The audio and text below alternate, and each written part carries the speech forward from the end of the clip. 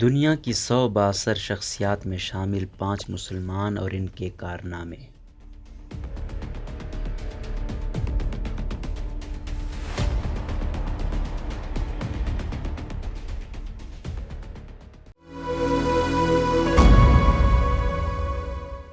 امریکی time magazine نے ہر سال کی طرح اس بار بھی مختلف شعبوں سے تعلق رکھنے والے دنیا کے 100 بااثر ترین افراد کی فہرست جاری کی، جس میں سیاستدان، فنکار اور کھلاڑی بھی شامل ہیں۔ لیکن اہم بات یہ ہے کہ میگزین نے پاکستان کے علاوہ دیگر مسلمان ممالک کے نامور افراد کو بھی ان کی خدمات کے اعتراف میں اپنی فہرست میں شامل کیا ہے۔ جسٹس عمر عطا بندیال۔ امریکی میگزین کی فہرست میں سپریم کورٹ آف پاکستان کے چیف جسٹس عمر عطا بندیال کو بھی جگہ دی گئی ہے۔ جریدے میں ان کا تعارف اعتزاز احسن نے تحریر کیا، جس میں لکھا گیا کہ عمران خان کی حکومت ختم ہونے سے پہلے ہی پاکستان مشکلات کا شکار تھا اور آج معیشت تباہی کی زد میں ہے، لیکن نرم مزاج چیف جسٹس آف پاکستان بڑھتے درجہ حرارت کی روک تھام کا کام کر رہے ہیں۔ سامیہ سلوی حسن۔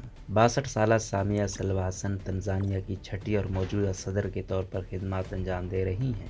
انہوں نے میگوفولی دور میں تنہائی کے شکار تنزانیہ کو ایک نئی سفارتی پہچان دی ہے۔ جمہوری نظام پر اعتماد بحال کرنے کے لیے اقدامات، آزادی صحافت اور خواتین اور لڑکیوں کے لیے رول ماڈل بننے والی صدر سامیہ سلوی حسن نے مارچ 2021 میں عہدہ سنبھالا۔ ان کی قیادت کو پذیرائی ملی اور تنزانیہ میں سیاسی حریفوں کے درمیان بات چیت کے دروازے کھل چکے ہیں۔ ہدیٰ خاموش۔ 26 سالہ ہدیٰ خاموش خواتین کے حقوق کی ایک معروف سماجی کارکن اور صحافی ہیں، جنہوں نے خواتین کی صحت سے متعلق مسائل کے بارے میں بیداری پیدا کرنے کے لیے کئی عوامی پروگرام شروع کیے ہیں۔ افغانستان میں طالبان کے اقتدار سنبھالنے سے قبل انہوں نے تعلیم کے فروغ اور خواتین کی صحت کے مسائل پر اہم اقدامات اٹھائے۔ ٹائم میگزین نے لکھا ہے کہ کابل سے امریکی انخلاء کے بعد ہدیٰ خاموش نے اپنے حقوق کا مطالبہ کرنے والی بہت سی بہادر خواتین کے ساتھ مظاہرے کیے، بلکہ گرفتاری کا خطرہ بھی مول لیا۔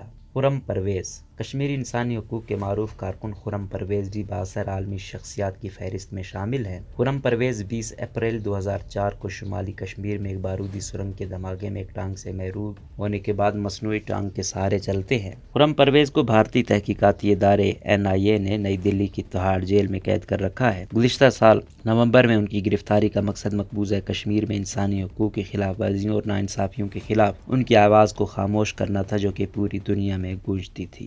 ابی احمد علی۔ ایتھوپیا کے وزیر اعظم اور سابق لیفٹیننٹ کرنل ابی احمد علی نے گزشتہ برس سیاسی جماعت اورومو ڈیموکریٹک پارٹی کی سربراہی سنبھالی تھی اور گزشتہ برس 2 اپریل کو وہ 4 جماعتی اتحاد کی مخلوط حکومت میں وزیر اعظم منتخب ہوئے۔ ابی احمد علی نے ملک میں انقلابی اصلاحات کے ذریعے نہ صرف آئینی مسائل کے حل کی بنیاد رکھی ہے، بلکہ قحط اور خانہ جنگی سے تباہ حال ملک میں بے مثال معاشی اصلاحات کے ذریعے اس کی GDP کو بھی $280 ارب تک پہنچایا، جس کی وجہ سے انہیں بھی بااثر افراد کی فہرست میں جگہ دی گئی ہے۔